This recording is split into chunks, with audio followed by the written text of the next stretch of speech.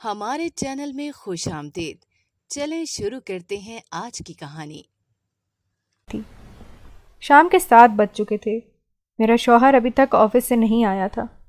میں کوئی 20 بار دروازے کے چکر لگا چکی تھی، کیونکہ جہاں ہمارا گھر تھا یہ ذرا سنسان علاقہ تھا۔ آس پاس چند ہی گھر تھے اور وہ بھی خاصے دور دور۔ دن کو تو میں اکیلی رہ لیتی تھی، مگر شام کو ڈر سا لگنے لگتا تھا۔ میرے شوہر اویس یہ بات جانتے تھے، اس لیے وہ جلدی ہی آ جاتے تھے، مگر پچھلے کچھ عرصے سے لیٹ آنا اس کی روٹین بن چکی تھی۔ حالانکہ پہلے ان کی مخصوص آفس ٹائمنگ ہوتی تھی، مگر ان کے آنے جانے کا کوئی ایک ٹائم نہیں تھا۔ ان کا موڈ اب پہلے جیسا بھی نہیں ہوتا تھا۔ کبھی وہ آرام سے بات کرتے تو کبھی معمولی بات پر بھی بھڑک جاتے۔ کبھی وہ مجھے الجھے تو کبھی پریشان لگتے۔ میں جب بھی ان سے کچھ پوچھا انہوں نے مجھے یا تو ٹال دیا یا جھڑک کر خاموش کرا دیا۔ کئی بار ان کے اس رویے پر میں ہرٹ ہوئی، مگر ہرٹ کرنے کے بعد معافی مانگ لینا بھی ان کی عادت بن چکی تھی۔ پھر محبت ہی مجھے اتنی تھی کہ ہر بار ان کے برے رویے کو بھلا کر معاف کر دیتی تھی۔ جیسے جیسے شام کے سائے مزید گہرے ہوتے گئے، ڈر کے ساتھ ساتھ میرے اندر خدشات بھی پیدا ہونے لگے تھے۔ میں بار بار گھڑی کی طرف دیکھ رہی تھی، نہ جانے کیوں میرا دل آج گھبرا رہا تھا، جیسے کچھ ہونے والا ہو۔ میرا جب بھی دل گھبرایا ہمیشہ ہی کچھ نہ کچھ ہو کر رہا، لہٰذا آج بھی مجھے ایسے ہی لگ رہا تھا۔ اللہ اللہ کر کے 9 بجے وہ گھر آئے تو میری جان میں جان آئی، لیکن اس وقت چونک گئی جب ان کے چہرے پر عجیب قسم کے تاثرات دیکھے۔ وہ مجھے کچھ گھبرائے ہوئے سے لگ رہے تھے، جیسے کچھ ہوا ہو یا کسی بات کا ڈر ہو۔ ان کے ہاتھ میں ایک بڑا سا بیگ تھا۔ یہ بیگ میں پچھلے 1 مہینے سے دیکھ رہی تھی، اس سے پہلے ان کے پاس نہیں دیکھا تھا۔ جب پہلی بار بیگ دیکھ کر میں نے ان سے استفسار کیا تو پہلے تو ایک پل کو ان کے چہرے کا رنگ تبدیل ہوا تھا، پھر کہنے لگے کہ یہ بیگ میں نے خریدا ہے، لیپ ٹاپ اور ضروری کاغذات رکھنے ہوتے ہیں۔ میں نے اس وقت تو اچھا کہہ کر زیادہ دھیان نہیں دیا، مگر کچھ ٹائم بعد بڑا عجیب سا احساس ہونے لگا تھا مجھے۔ ہوا یوں کہ ایک دن وہ رات کو اپنی الماری میں گھسے، اس کے اندر وہ بیگ کھولے کھڑے تھے۔ میں بھی چائے کا کپ لیے ان کے پیچھے جا کھڑی ہوئی، کیونکہ وہ سونے سے پہلے چائے پیتے تھے۔ مجھے اپنے پیچھے دیکھ کر پہلے تو بوکھلائے، پھر بڑی تیزی کے ساتھ نہ صرف بیگ بند کیا بلکہ الماری ہی بند کر دی۔ میں نے مذاق میں مسکرا کر کہا کہ ایسا کون سا خزانہ تھا جو مجھے دیکھ کر چھپا دیا، تو جواباً وہ کھسیا گئے، مگر ان کے چہرے پر گھبراہٹ واضح دکھائی دی۔ جو کچھ بھی تھا وہ مجھ سے چھپانا ہی چاہتے تھے۔ اس دن کے بعد سے مجھے کھوج لگ گئی۔ جتنی احتیاط وہ اس بیگ کے معاملے میں برتتے تھے، مجھے تو شک ہونا ہی تھا۔ کئی بار میں نے دیکھا کہ وہ فون پر بات کرتے ہوئے بھی احتیاط کرتے ہیں۔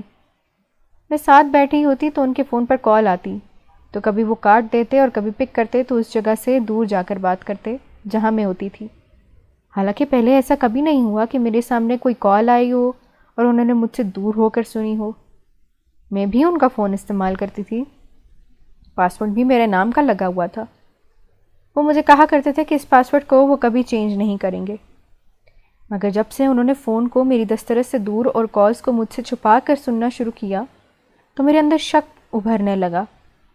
ایک دن جب وہ واش روم میں تھے اور فون چارجنگ پر لگا ہوا تھا، میں نے چپکے سے اٹھا کر چیک کرنا چاہا تو یہ دیکھ کر شوق لگا کہ میرے نام والا پاسورڈ نہیں لگ رہا تھا، یعنی انہوں نے چینج کر دیا تھا۔ مجھے بڑا افسوس ہوا۔ میرا دل کیا کہ ان سے پوچھوں، مگر یہ سوچ کر رک گئی کہ کہیں وہ غصہ ہی نہ کرنے لگ جائیں کہ میں نے ان کے فون کو ہاتھ لگایا، کیونکہ آج کل تو ویسے بھی انہیں میری ہر بات پر غصہ آتا تھا۔ میں بہت افسردہ تھی۔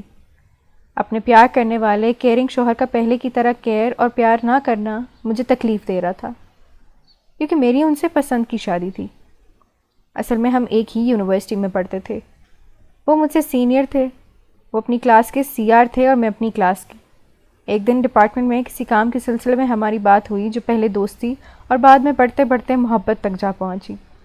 ہماری فیملی میں خاندان سے باہر شادی کرنے کا رواج نہیں تھا، جبکہ میرے شوہر اویس کی اپنی کزن کے ساتھ منگنی ہو چکی تھی۔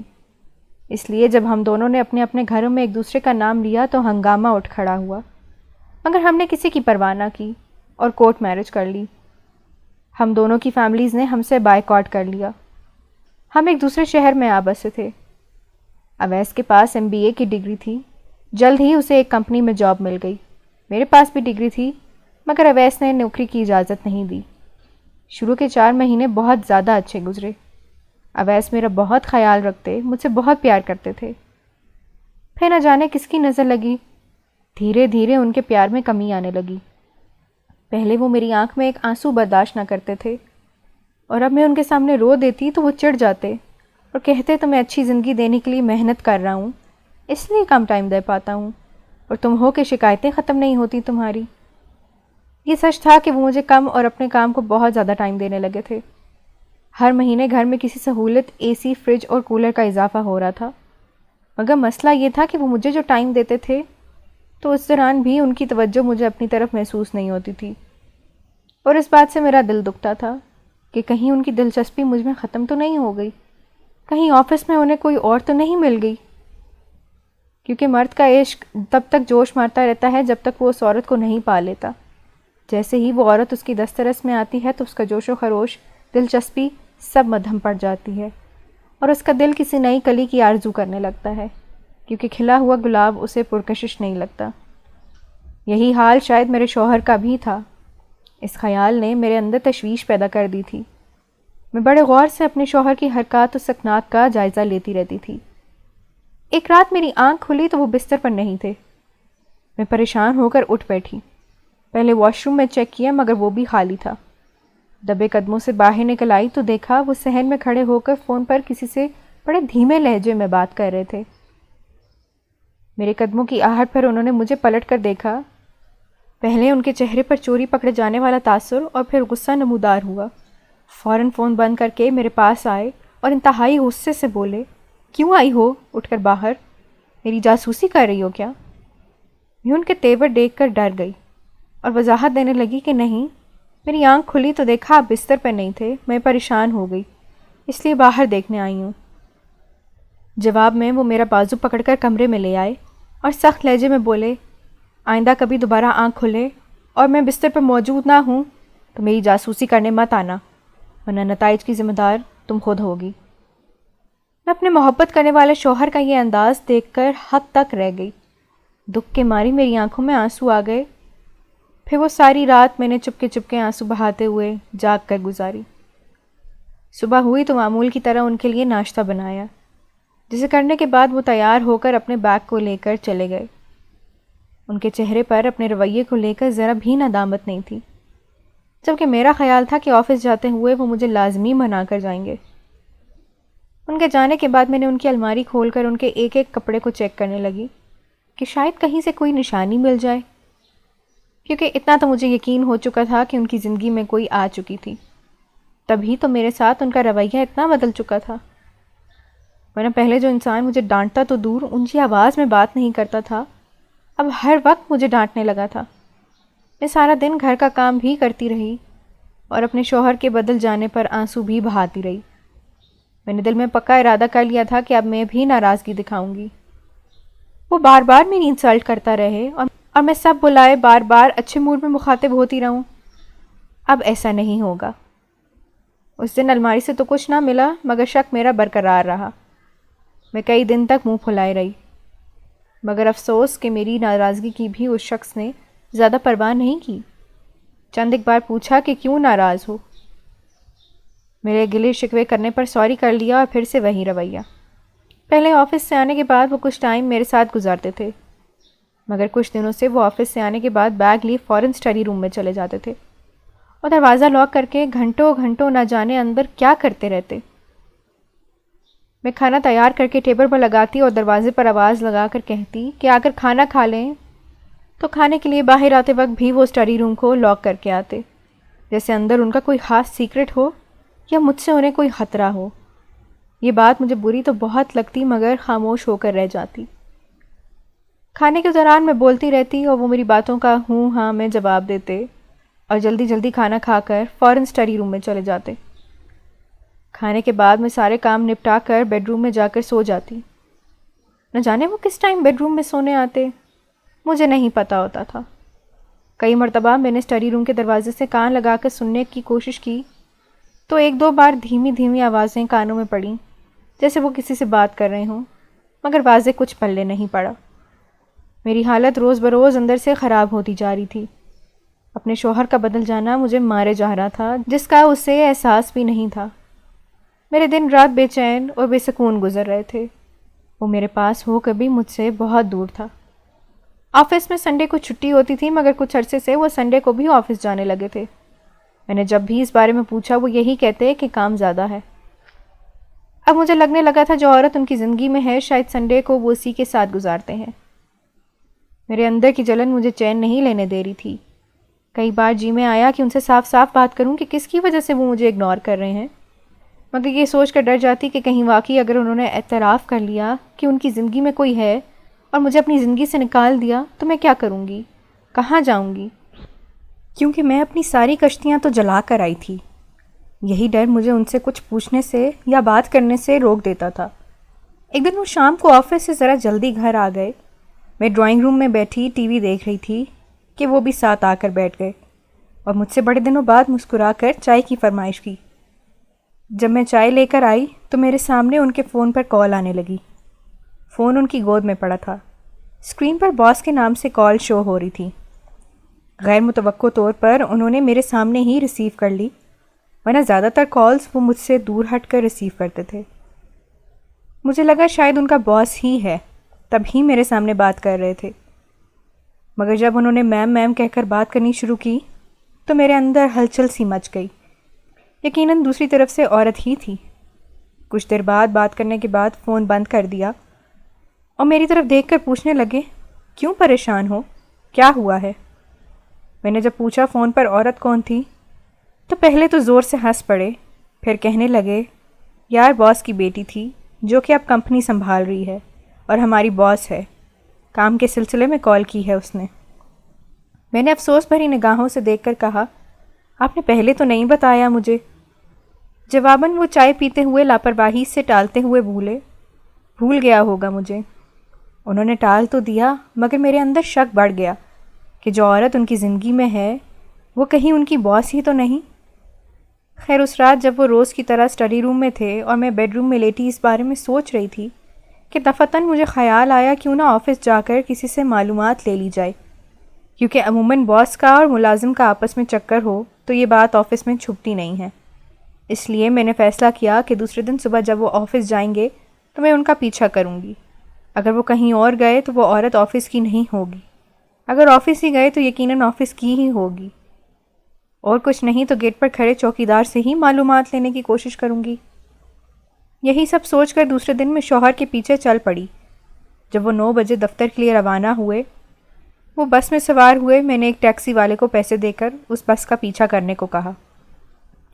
میری حیرت کی انتہا نہ رہی جب میں نے دیکھا کہ وہ آفس والے سٹاپ سے ایک سٹاپ پہلے بس سے اتر گئے اور پیدل ہی چلنے لگے۔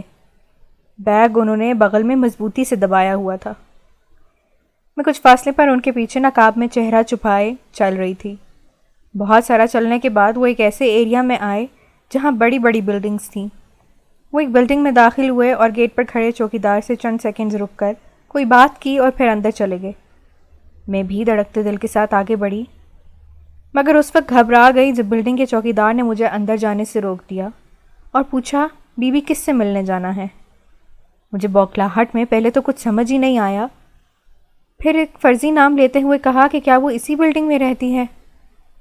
جواب میں وہ مزید ڈیٹیل پوچھنے لگا تو میں نے کہا، بھائی صاحب میں شاید غلط جگہ پر آ گئی ہوں، اور فوراً پلٹ آئی کیونکہ مجھے ڈر تھا کہ کہیں میرا شوہر واپس نہ آ جائے اور مجھے دیکھ نہ لے۔ جب شام کو میرا شوہر گھر آیا تو میں کھوجتی ہوئے نگاہوں سے اسے دیکھتی رہی۔ وہ تو آتے ہی اسٹڈی روم میں بند ہو گیا۔ مجھے اس نے وہیں سے چائے کے لیے آواز لگائی۔ میرا دل تو نہیں کر رہا تھا اس دوغلے انسان کی خدمت کرنے کے لیے، مگر خود پر جبر کرتی چائے بنا کر لے گئی۔ دستک کے لیے دروازے پر ہاتھ رکھا ہی تھا کہ وہ کھل گیا۔ مجھے بڑی حیرت ہوئی، ورنہ پہلے تو وہ لاک کر کے بیٹھتا تھا۔ میں بنا آہٹ کے اندر داخل ہوئی۔ میرے شوہر کی دروازے کی طرف پش تھی۔ وہ لیپ ٹاپ کھولے کچھ کام کر رہا تھا۔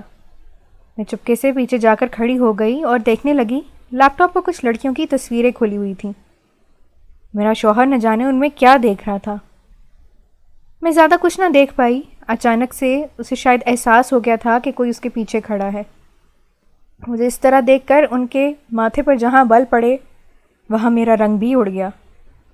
انہوں نے چائے کا کپ لے کر پھینک دیا اور انتہائی غصے سے چلا کر بولے، کیا شک ہے تمہیں مجھ پر جو اس طرح سے میری جاسوسی کرتی ہو؟ میں روتے ہوئے اسٹڈی روم سے نکل گئی تھی. مجھے اس سے اتنے برے رویے کی توقع نہیں تھی. اگرچہ بعد میں انہوں نے مجھ سے سوری تو کر لی تھی، مگر میرا دل صاف نہ ہو سکا، بلکہ شک مزید پختہ ہو گیا جب رات کو بار بار ان کی کالز آنے لگیں اور وہ مجھ سے الگ ہو کر سنتے. ایک رات مجھے شدید غصہ آیا جب وہ فون سن کر کمرے میں آئے تو میں برداشت نہ کر سکی اور چلا اٹھی کہ کون سی کمی رہ گئی میری محبت میں جو یوں دھوکہ دے رہے ہو. باہر کی عورتوں کے ساتھ دل بہلانا تھا تو مجھ سے شادی ہی کیوں کی؟ کیونکہ شام کو مجھے ان کے کوٹ پر ایک لمبا بال دکھا تھا جو یقیناً کسی عورت کا ہی تھا. میری باتیں سن کر مجھے وضاحت دینے، صفائی پیش کرنے کے بجائے اس نے میرے منہ پر تھپڑ مارا. ساری رات میں بیڈ روم میں بیٹھ کر روتی رہی جبکہ وہ اسٹڈی روم میں بند رہا. صبح ہوئی تو وہ بنا ناشتے کے چپ چاپ آفس چلا گیا، جبکہ میں نے اپنا بیگ اٹھایا، اس میں کپڑے ڈالے اور گھر سے نکل آئی، کیونکہ اب میں اس شخص کے ساتھ مزید نہیں رہ سکتی تھی جس کو مجھ سے محبت ہی نہیں رہی تھی. سمجھ نہیں آ رہا تھا کہ کہاں جاؤں. یوں ہی روڈ پر چلتے ہوئے کسی گاڑی سے ٹکرا گئی اور اس کے بعد مجھے کچھ ہوش نہ رہا.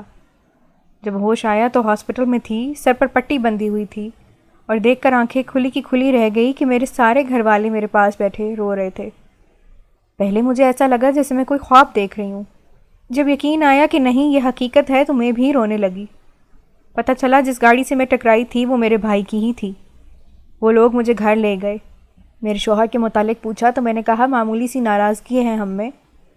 مجھے امید تو نہیں تھی مگر تیسرے ہی دن اویس پہنچ گئے تھے مجھے لینے.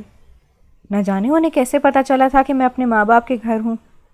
میں سخت ناراض تھی، اس کے ساتھ جانا نہیں چاہتی تھی، مگر اس نے ہاتھ جوڑ کر میرے منتیں کیں، اپنی غلطیوں کی معافی مانگی، قسمیں کھائیں کہ اس کی زندگی میں میرے سوا کوئی نہیں ہے، مجھ سے بے حد محبت کرتا ہے، بس کام کی بوجھ کی وجہ سے ڈپریشن میں رہا، اس لیے ہی ایسا بیہیو کرتا رہا ہے.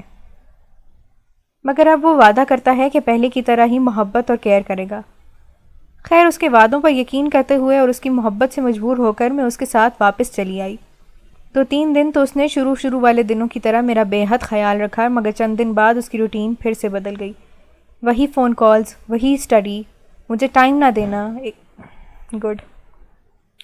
وہی فون کالز، وہی اسٹڈی، مجھے ٹائم نہ دینا، اگنور کرنا اور کچھ پوچھنے پر ڈانٹ دینا اور پھر بعد میں معافی مانگ لینا.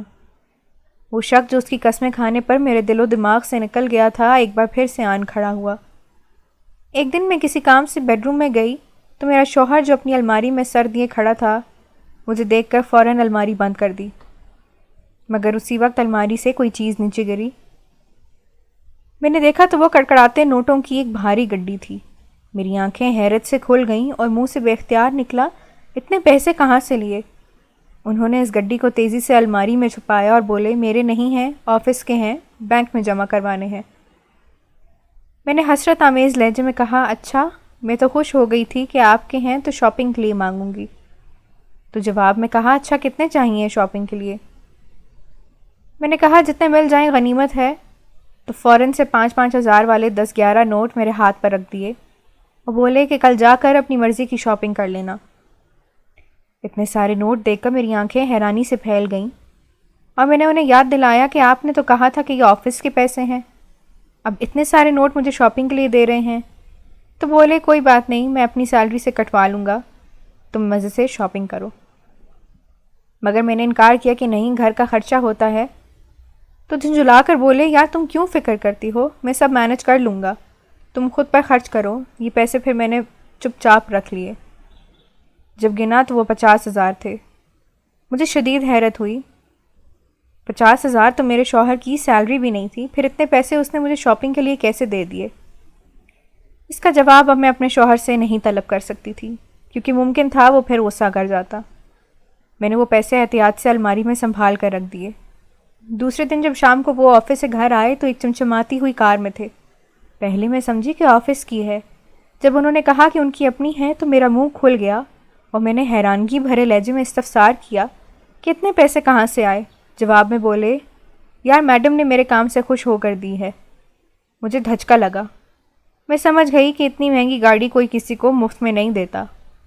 میں نے ان سے تو کچھ نہیں کہا مگر دل میں بہت پریشان رہنے لگی. پھر آئے روز جب ان کے نئے اور مہنگے مہنگے سوٹ بوٹ دیکھے جن کے بارے میں وہ کہتے کہ میڈم نے گفٹ دیا تو شک یقین میں بدل گیا کہ ہو نہ ہو میڈم صاحبہ میرے شوہر میں دلچسپی لے رہی ہیں. اور شاید میرے شوہر بھی ہو سکتا تھا، عنقریب دونوں شادی بھی کر لیں۔ اس خیال نے میرے ہوش اڑا دیے تھے۔ پھر اچانک ہی گاڑی کے ساتھ انہیں بنگلہ بھی مل گیا اور ہم یکدم امیر ہو گئے۔ ان کے مطابق یہ سب ان کی میڈم کا عطا کردہ تھا۔ میرا دل بولتا رہتا تھا کہ نہ جانے کب وہ مجھے فارغ کر دیں اور میڈم سے شادی کر لیں، کیونکہ وہ یوں ہی تو اپنی دولت میرے شوہر پر نہیں لٹا رہی تھی، یقیناً اس کے لیے سیریس تھی۔ ایک دن میں شام کو سو کر اٹھی اور کچن میں گئی تو ملازمہ، جو کہ کچھ دن پہلے ہی میرے شوہر نے رکھی تھی، چائے کے ساتھ کچھ لوازمات تیار کر رہی تھی۔ میرے پوچھنے پر بتایا کہ صاحب کے مہمان آئے ہوئے ہیں۔ میں نے چھپ کر ڈرائنگ روم کی کھڑکی سے جھانکا تو حلیوں اور شکلوں سے وہ مجھے غیر ملکی لگے۔ جس چیز نے مجھے اپنی طرف متوجہ کیا وہ ایک بیگ تھا جو ان کے درمیان ٹیبل پر رکھا ہوا تھا۔ یہ وہی بیگ تھا جو میرے شوہر کے پاس ہوتا تھا۔ نہ جانے اس بیگ میں ایسا کیا خزانہ پوشیدہ تھا جو میرا شوہر مجھ سے بھی چھپاتا تھا۔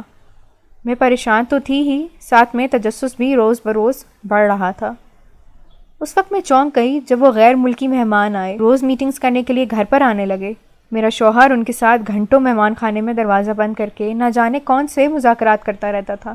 ملازمین سمیت مجھے بھی اس طرف جانے کی اجازت نہیں تھی، کھانا چاہے وہ خود ہی آ کر لے جاتا۔ میں نے کئی مرتبہ باتوں باتوں میں جاننے کی کوشش کی مگر ہر بار وہ ٹال دیتا۔ ایک دن صبح کا ٹائم تھا جب میں کسی کام سے کمرے میں داخل ہوئی۔ میرا شوہر بالکنی میں کھڑا فون سن رہا تھا۔ آواز کمرے تک آ رہی تھی۔ جس چیز کو دیکھ کر میں چونکی وہ ان کا وہ بیگ تھا جو بیڈ پر کھلا پڑا تھا۔ میرے ذہن میں فوراً خیال آیا کہ موقع اچھا ہے، بیگ کھول کر دیکھ لوں۔ میں نے بنا آہٹ کیے ٹرے میز پر رکھی اور دروازے کی طرف دیکھتے دھڑکتے دل کے ساتھ بیگ کی طرف بڑھی۔ خوش قسمتی سے بیگ ان لاکڈ تھا۔ جیسے ہی میں نے اس کا اوپری حصہ اٹھایا، سامنے رکھی چیز کو دیکھ کر میرے منہ سے بے ساختہ چیخ نکل گئی۔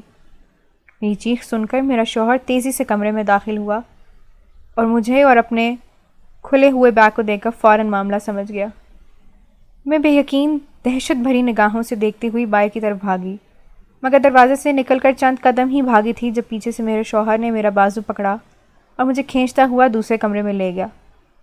میں روتے ہوئے چلا رہی تھی مگر وہ میری ایک نہیں سن رہا تھا اور لا کر کمرے میں بند کر دیا اور خود باہر نکل گیا۔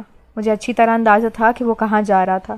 میں کمرے میں ادھر ادھر بھاگتے تڑپ رہی تھی۔ مجھے اپنی پرواہ نہیں تھی مگر دوسری انسانی جانوں کی تھی۔ میرا فون بھی میرے پاس نہیں تھا۔ کھڑکی میں شیشہ لگا ہوا تھا جو کھل نہیں سکتا تھا۔ میں کچھ دیر اس پر زور زور سے مکے برساتی رہی، پھر اچانک خیال آنے پر وہیں رکھا پیتل کا بھاری گلدان اٹھا کر شیشے پر ضربیں لگانی شروع کر دیں، جو 8-10 ضربوں سے بالآخر ٹوٹ ہی گیا۔ اتنی جگہ بن گئی تھی کہ میں وہاں سے نکل سکتی تھی۔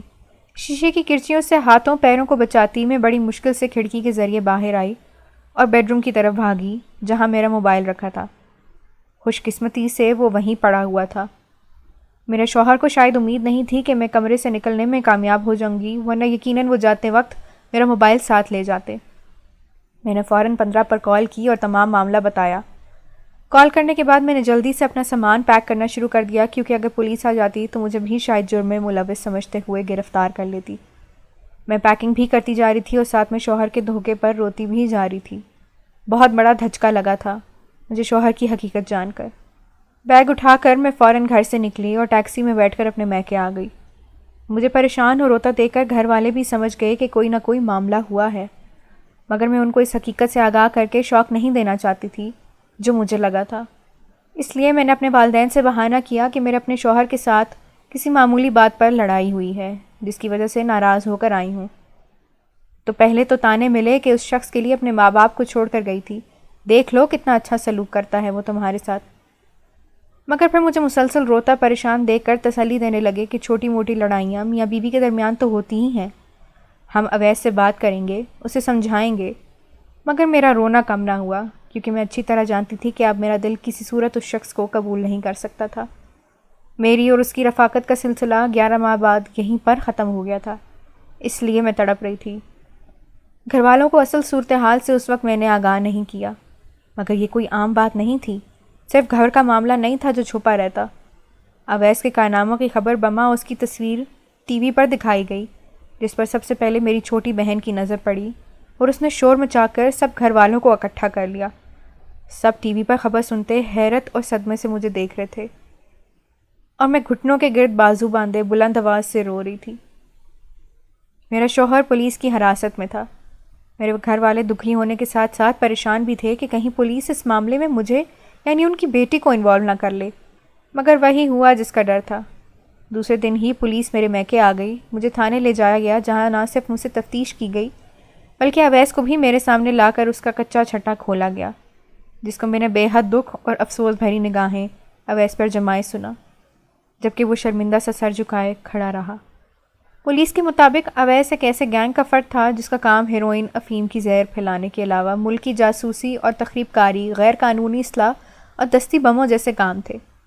اس گینگ کی باغ دوڑ کچھ غیر ملکی سنبھال رہے تھے جو یہاں کے لوگوں کو پیسے دے کر ان غلط استعمال کر کے فائدہ اٹھا رہے تھے۔ میرے شوہر سمیت کئی اور افراد پیسے کی لالچ میں ان غیر ملکیوں کے ساتھ مل کر اپنے ملک کو نقصان پہنچا رہے تھے، جس کا انہیں ذرا برابر افسوس نہیں تھا، کیونکہ پیسے نے ان کی آنکھوں پر لالچ کی پٹی باندھ دی تھی۔ اس دن اپنے شوہر کے بینک میں نے ہم جیسی کوئی چیز دیکھی تھی اور ڈر گئی کہ شاید اس سے جانیں لی جا رہی ہیں۔ جب شوہر نے کمرے میں بند کر دیا تو مجھے یقین ہو گیا تھا کہ وہ کوئی غلط کام کرنے جا رہا ہے، اس لیے مجھے بند کر دیا کہ کسی کو بتا نہ سکوں۔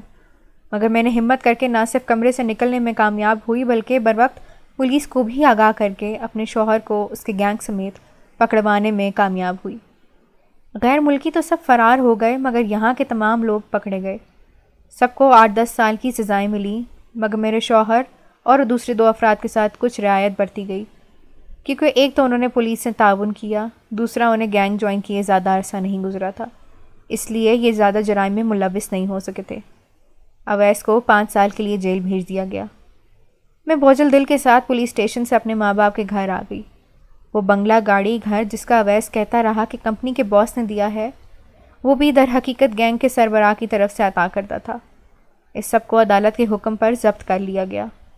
ویسے بھی مجھے تو ان چیزوں کی بالکل نہ ضرورت تھی نہ ہی خواہش تھی، کیونکہ جب میری سب سے بڑی دولت اویس ہی میرے پاس نہیں رہا تھا تو اس دولت کا کیا کرتی؟